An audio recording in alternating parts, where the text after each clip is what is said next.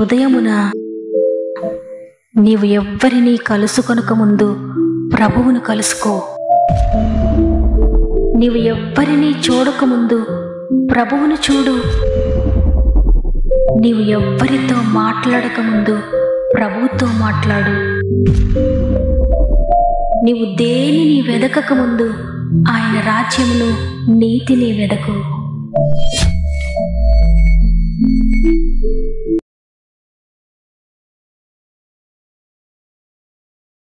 Praise the lord.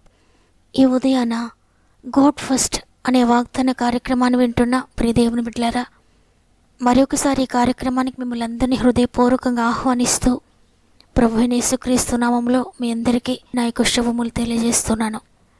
ప్రియ సహోదరి, ప్రియ సహోదరుడా, దేవుని కృపలో మీరంతా బాగున్నారు కదా. నెల చివరి సమయానికి వచ్చాం. ఈ నెల దాటుతూ ఉండగా మీ ఎదుట ఉన్న మీ భారాలను చూచి మీరు చేయవలసిన మీ బాధ్యతను గుర్తు చేసుకున్నప్పుడు ఎలా ముందుకు కొనసాగుతానని ఒకవేళ ఆందోళన మీ హృదయంలో ఉందా? ఎంత మాత్రము టెన్షన్ పడొద్దు. ఆయనపై ఆధారపడిన మిమ్మల్ని తప్పక చేపట్ట ముందుకు నడిపిస్తారో దేవుని బట్టి ధైర్యం తెచ్చుకోండి. మీకేమైనా ప్రే రిక్వెస్ట్ ఉంటే కామెంట్స్ ద్వారా తప్పక నాకు తెలియచేయండి. అందరి కొరకు మేము ప్రార్థిస్తున్నాం. మీరు కామెంట్ చేస్తున్న మీ ప్రతి సమస్యను గురించి దేవునికి మొరపెడుతున్నాం. తగిన సమయంలో దేవుడు మీ జీవితంలో కార్యములు చేయబోతున్నారు. ఆయన సమయం కొరకు ఎదురు చూడండి.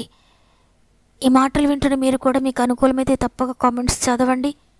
అందరి కొరకు ఈ వాక్యం చివరిలో మనందరం కలిసి ప్రార్థన చేద్దాం. దేవుని పాదాలు పట్టుకుందాం, ఆయన మొరపెట్టుకుందాం. అద్భుతకరమైన కార్యములు మనం చూడబోతున్నాం. సమస్త మహిమ, ఘనత, ప్రభావములు దేవునికి చెల్లునుగాక. ఈరోజు ప్రభు మనకు అనుగ్రహిస్తున్న శ్రేష్టమైన వాగ్దానం లూకా సువార్త 6వ అధ్యాయము 21వ వచనము. ఇప్పుడు ఏడ్చుచున్న మీరు ధన్యులు, మీరు నవ్వుదురు. ఆమేన్. మీ హృదయం నిండా ఎన్నో రకరకాల వేదనలున్నాయా?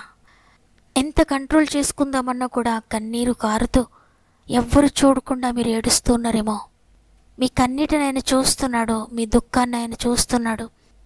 ఆయన సన్నిధిలో మోకరించి మొరపెట్టుకుంటూ ఉన్నా, ఆయన సన్నిధిలో కన్నీరు కారుస్తూ ఉన్న మీ ప్రతి కన్నీటి చుక్క దేవుని దగ్గర ఉంది. ఆయన ప్రతి కన్నీటికి జవాబు ఇవ్వబోతున్నాడు. మీరు కార్చిన ప్రతి కన్నీటిని సంతోషంగా మార్చబోతున్నాడు. ఇప్పుడు ఈరోజు నీవు ఏడ్చుచున్నావేమో, నీవు నవ్వబోతున్నావు. ఫ్యూచర్లో నీవు దేవుని కొరకు శ్రమ పడుతూ ఉన్నావేమో, నీవు ఆయన సిలువ శ్రమల్లో పాలు పంచుకుంటున్నావు. దేవుని కొరకు నీవు హింసించబడుతూ ఉన్నావేమో, నీవు ధన్యుడవు. నీ కొరకు ఆయన హింస పొందాడు, నీ కొరకు ఆయన శ్రమ పడ్డాడు. నీ బాధను, నీ అవమానాన్ని, నీ యొక్క ప్రతి దుఃఖాన్ని నీకు బదులుగా ప్రభు భరించారు సిలువలో. అందువల్ల ఇక మీదట ఆయన కొరకు ఎదురు చూస్తున్న నీ జీవితంలో నీ నోటి నిండా నవ్వునివ్వబోతున్నాడు దేవుడు.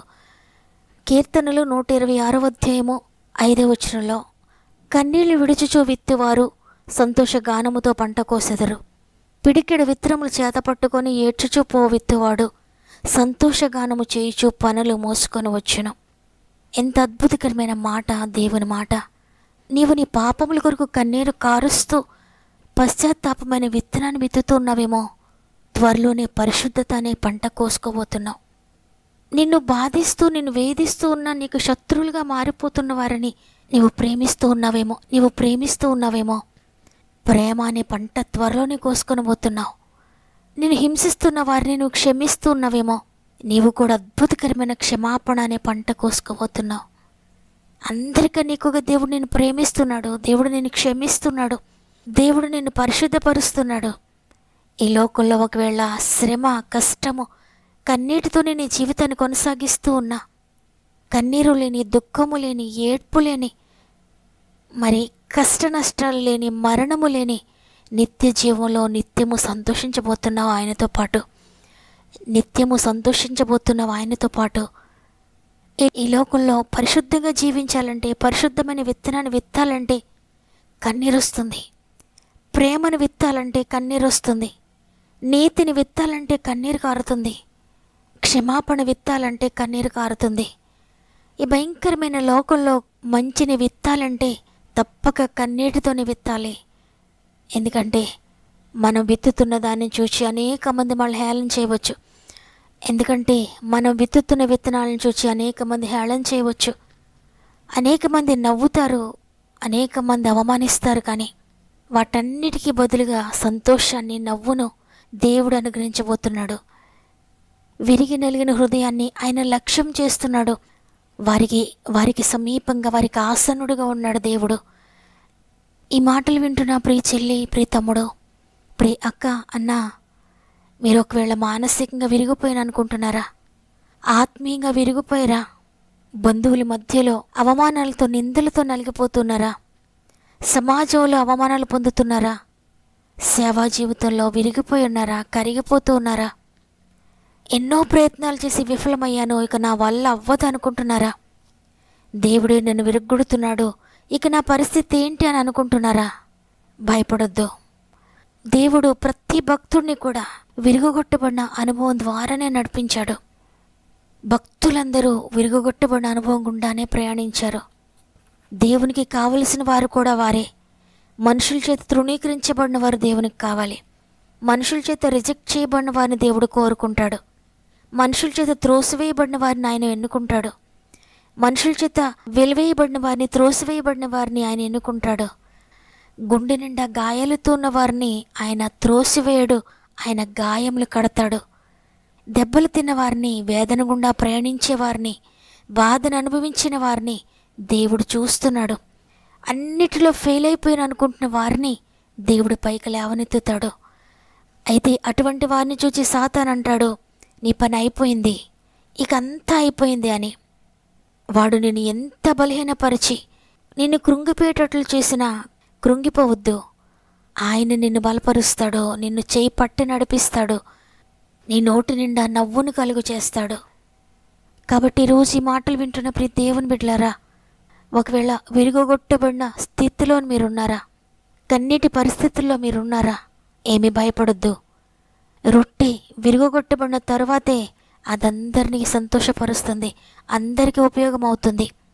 ఒక విత్తనము అది పగిలితేనే అది మొలకెత్తుతుంది, అది మహావృక్షం అవుతుంది, అనేక ఫలాలు ఇస్తుంది, అనేక మందిని సంతోషపరిచేదిగా ఉంటుంది. ఆ విత్తనమే కనుక విరుగొట్టబడకపోతే అది ఎందుకు పనికిరాని దానిగా, ఎవరికి ఉపయోగం లేని దానిగానే నశించిపోతుంది. అందువల్ల ఆర్థికంగా నలిగిపోతున్నావా? విరిగిపోతున్నావా? అనారోగ్యంతో నలిగిపోతూ విరిగిపోయిన స్థితిలో ఉన్నావా? సామాజికంగా విరుగొట్టబడిన స్థితిలో నడుస్తూ ఉన్నావా? కుటుంబ పరంగా నలిగిపోతున్నావా? ఏ పరిస్థితులు ఏ విధంగా ఉన్నా భయపడొద్దు. నీ కన్నీరంతా ప్రభు సన్నిధిలో కార్చు. నీ పాపమును గురించి పశ్చాత్తాపపడు. నీవెంతవరకు ఏదైతే అతిక్రమించావో, ఏదైతే దేవునికి ఇష్టం లేని పని చేసావో, ఎక్కడైతే దేవునికి దూరంగా జీవించావో వాటన్నిటిని గురించి పశ్చాత్తాపపడి కన్నీరు కార్చు. ఇప్పుడు ఏడ్చుచున్న నీవు ధన్యుడవు, ఇప్పుడు ఏడ్చుచున్న నీవు ధన్యురాలవు. ఇక మీదట దేవుడు మీకు నవ్వును అనుగ్రహించబోతున్నాడు. ఈ మాటలు వింటున్న మీరందరూ కూడా ఈ వాగ్దానాన్ని విశ్వసించి నాతో ఒక్క నిమిషం మోకరిస్తారా? ప్రేమగల తండ్రి, నీకు వందనాలు. నీ కృపను బట్టి మరి ఒక దినమును చూచే తరుణాన్ని మాకు ఇచ్చారు. మా ఆయుష్కాలంలో మరి ఒక దినముని యాడ్ చేశారు తండ్రి. ఈరోజు సజీవులంగా ఉండి నీ వాక్యాన్ని విని నిన్ను స్తుతించి నిన్ను ఘనపరిచే భాగ్యం ఇచ్చారు. నీకు కోట్లాది స్తుతులు తండ్రి. ఈరోజు స్పష్టంగా మాతో మాట్లాడారు. ఇప్పుడు ఏడ్చుచున్న మీరు ధన్యులు, మీరు నవ్వుదురని. అవును తండ్రి, ఇది కన్నీటి లోకము, కష్టాల లోకము. ఈ లోకంలో నీ కొరకు నిలబడాలంటే కన్నీరే, నీ కొరకు పవిత్రంగా ఉండాలంటే కన్నీరే, నీ కొరకు నీతి మార్గంలో నడవాలంటే అవమానాలే, నిందలే, నీ కొరకు పరిశుద్ధంగా జీవించాలంటే కష్టమే. కానీ ఇప్పుడు కన్నీరు కారుస్తూ, ఇప్పుడు కష్టపడుతూ నీతిని వెత్తడానికి, పరిశుద్ధతను వెత్తడానికి, ప్రేమను వెత్తడానికి, సహనాన్ని వెత్తడానికి, క్షమాపణ వెత్తడానికి మేం ప్రయాసపడితే వాటికి గొప్ప బహుమానంగా మీరు సంతోషాన్ని, నవ్వును మాకు దయచేయబోతున్నారు తండ్రి. నీకు వందనాలు. ఈరోజు ఎవరితో మీరు మాట్లాడారో, ఎవరి కొరకు వాగ్దాన్ని సిద్ధపరిచారో తండ్రి, ప్రతి హృదయంలో నిజమైన సంతోషాన్ని, నిజమైన నిత్య ఆనందాన్ని మీరు దయచేయండి. ఈ లోకం ఇచ్చినట్లుగా కొంచెం సేపు, కొన్ని రోజులు కాదయ్యా, నిత్య సంతోషాన్ని, నిత్య సమాధానాన్ని మా ఆత్మీయ కుటుంబములందరికీ దయచేయండి. ఈరోజు ప్రత్యేకంగా కామెంట్స్లో వారి ప్రార్థన అవసరాలు తెలియజేస్తున్న ప్రతి ఒక్కరి కొరకు మేమందరం కలిసి ప్రార్థిస్తున్నాం తండ్రి. ఒక్కొక్కరిని పేరు పేరు చెప్పు నీ చేతిలో పెడుతున్నాను. వారి జీవితంలో ఎక్కడ నలుగొట్టబడిన పరిస్థితుల్లో ఉన్నారో, ఏ విషయంలో నలిగిపోతున్నారో, విరిగిపోతున్నారో, దుఃఖిస్తున్నారో తండ్రి, ప్రతి విషయాన్ని సంతోష కారణంగా మీరు మార్చండి. మీ సన్నిధిలో కార్చిన ప్రతి కన్నీటి చుక్కకు విలువ ఉంది. మీరు మా కన్నిటిని దాస్తున్నారు మీ కవిలలో తండ్రి. మనుషులైతే మా కన్నిటిని లెక్క చేయరు, కానీ దుఃఖిస్తున్న మమ్మల్ని మీరు చూస్తున్నారు కాబట్టి ఈరోజు మాతో మాట్లాడారు తండ్రి. ఆర్థికంగా, శారీరకంగా, మానసికంగా ఎంతమంది నలిగిపోతున్నారో ప్రతి ఒక్కరి దుఃఖాన్ని సంతోషంగా మార్చండి. అనారోగ్యాలను బట్టి ఎంతమంది దుఃఖిస్తున్నారో దుఃఖానికి బదులుగా సంతోషాన్ని దయచేయండి. ఆత్మీయంగా పడిపోయి పాపంలో నలిగిపోతూ ఎంతమంది కన్నీటితో ఉన్నారో, పాప క్షమాపణ కొరకు కన్నీరు కారుస్తున్న ప్రతి బిడ్డకు కూడా సంతోషాన్ని దయచేయండి తండ్రి. వారి అసమర్థతను బట్టి ఎంతమంది కన్నీరు కారుస్తున్నారో, నేను పనికిరాని వాడను, పనికిరాని దానను, నా జీవితం వల్ల ఎవరికి ఉపయోగం ఉంది, నేను బ్రతకడం వల్ల ఎవరికి ఉపయోగం ఉందని ఎవరైతే కన్నీటితో ఉన్నారో వారందరినీ సంతోష కారణముగా చేయండి తండ్రి. ప్రత్యేకంగా ఎగ్జామ్స్ రాస్తున్న బిడ్డలందరినీ చేతులకు అప్పగిస్తున్నాను. వారి చేయి పట్టి ముందుకు నడిపించండి అయ్యా. మీరు మీ దూతలను తోడుగా ఉంచండి. జ్ఞానమునకు మూలము నీవే తండ్రి. నీ జ్ఞానము, నీ జ్ఞాపక శక్తిని దయచేయండి. కాంపిటేటివ్ ఎగ్జామ్స్ కొరకు ప్రిపేర్ అవుతున్న బిడ్డలందరికీ కూడా నైనా అద్భుతకరమైన జ్ఞానమును, జ్ఞాపక శక్తిని దయచేయండి. రిజల్ట్స్ కొరకు ఎదురు చూస్తున్న బిడ్డలకు చక్కటి రిజల్ట్స్ దయచేయండి. ఈ దినం ప్రారంభిస్తుండగా ఈ రోజంతా మాత్రం మీ కుటుంబానికి తోడే ఉండండి. వెళ్ళే ప్రతి స్థలములో కూడా మీరు తోడుగా ఉండి చేసే ప్రతి ప్రయత్నం మీరు ఆశీర్వదించి ముందుకు నడిపిస్తారని యేసయ్య పరిశుద్ధమైన నామములో అడిగి వేడుకొంచున్నాను తండ్రి. ఆమేన్. నా జీవితంలో ఎప్పుడు కన్నీరే, ఎప్పుడు ఏడ్పే, ఎప్పుడు దుఃఖమే, నా జీవితంలో ఎప్పుడు సంతోషం లేదని బాధపడుతున్న ప్రియ దేవుని బిడ్డలారా, మీరు దేవుని సన్నిధిలో కన్నీరు కార్చండి. మీ పాపముల కొరకు పశ్చాత్తాపడి కన్నీరు కార్చండి. మీ దుఃఖాన్ని సంతోషంగా మార్చబోతున్నాడు దేవుడు. ఇప్పుడు ఏడ్చుచున్న మీరు ధన్యులు, మీరు నవ్వుదురు అని దేవుడు సెలవిస్తున్నాడు. ఈ వాగ్దాన్ని నమ్మండి, రిసీవ్ చేసుకోండి. నా కొరకే అన్న వారందరూ కూడా తప్పక ఆమెనని కామెంట్ చేయండి. వాగ్దాన్ని లైక్ చేయడం, షేర్ చేయడం మర్చిపోకండి. షేర్ చేస్తూ దేవుని పరిచర్యలో పాలు పొందుతున్న మిమ్మల్ని అందరినీ దేవుడు దీవించబోతున్నాడు. దేవుని చిత్తమైతే మళ్ళీ రేపు అందరం కలిసి ఆయనను స్తుతిందాం. అంతవరకు ప్రభు మీకు, మీ కుటుంబాలకు తోడేండి నడిపించును గాక. God bless you.